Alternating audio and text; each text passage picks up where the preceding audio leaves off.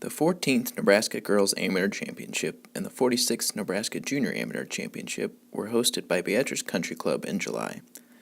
Beatrice Country Club is no stranger to hosting NGA events, and last hosted the juniors in 2009 when Fremont's Andy Sadgwick and Donovan's Danielle Lemick won.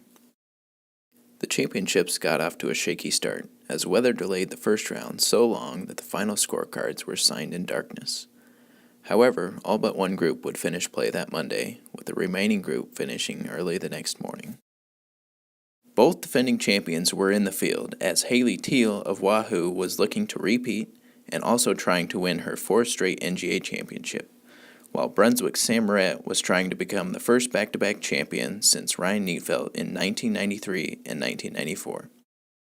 Both players put themselves in contention after the first round. Teal got off to a rough start and was 3 over after 3 holes, but the defending champ fought back with a couple birdies on her second 9 to post a 3 over 75.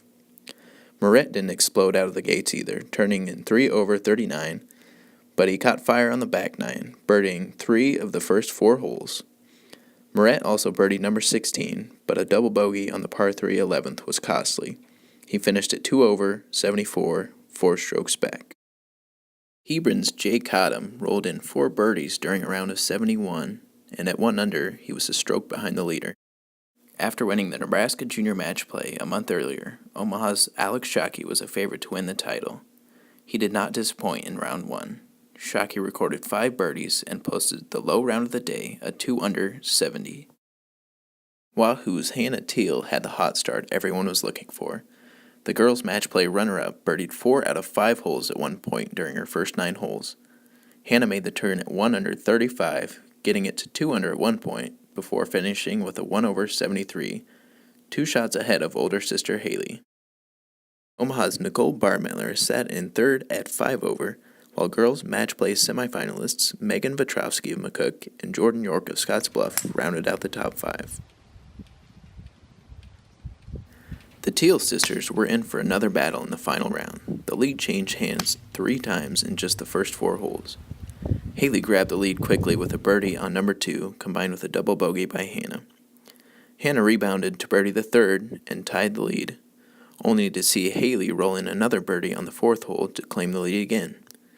Hannah birdied numbers 7 and 9, and despite Haley's front 935, Hannah still had a 1-stroke lead. It wasn't much different, I'd say. It just ended up my way, I guess, this time, but it was great. It was a great battle between us both and competitive, and both played great. Yet another birdie on the par 4 10th hole pushed Hannah's lead to 2, but a double bogey on the 11th dropped the sisters into another tie. It wasn't until the 13th hole where the tide seemed to be changing, as Haley doubled the difficult par 4, and Hannah followed with a birdie on number 14 to claim a 3-stroke lead. Looking to make something happen on the par 5 16th hole, Haley tried to go for the green in 2 from the right rough. Her bold play came up just short in the water and led to a bogey. Hannah calmly finished with a birdie on number 18 to seal the 4-stroke win.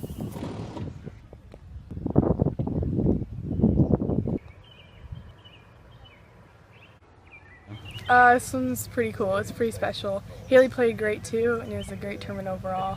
Competitive between us two, but she played great.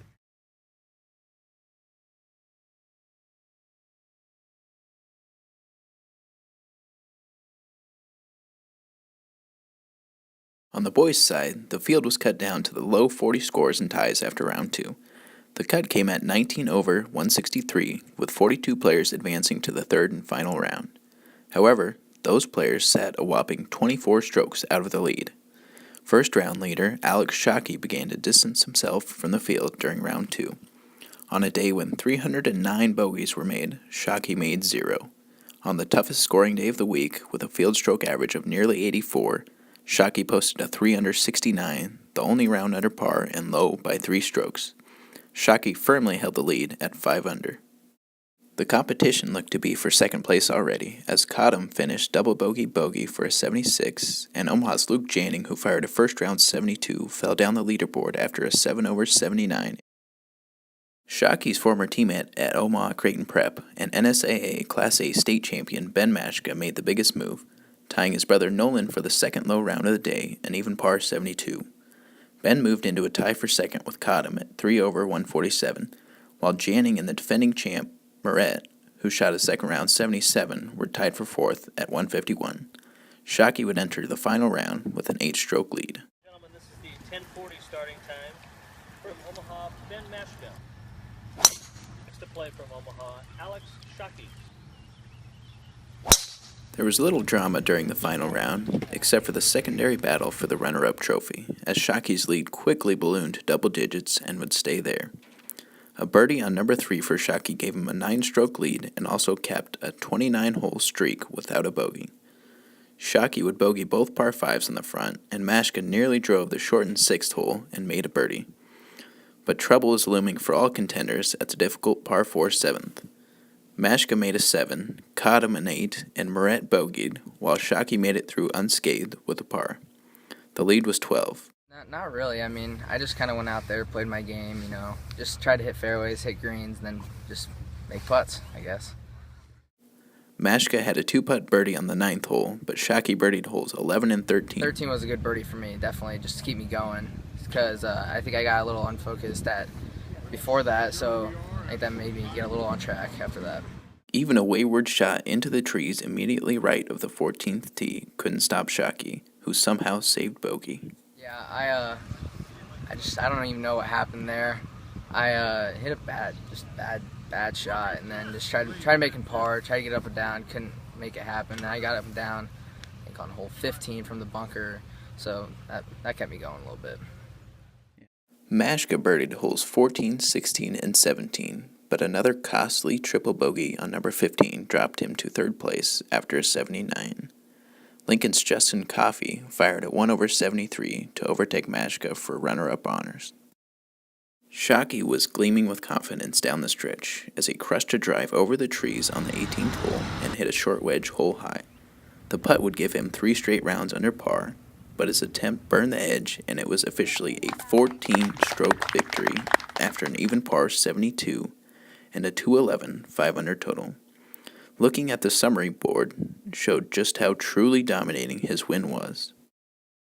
A perfect way to cap his sweep of the NGA's junior titles.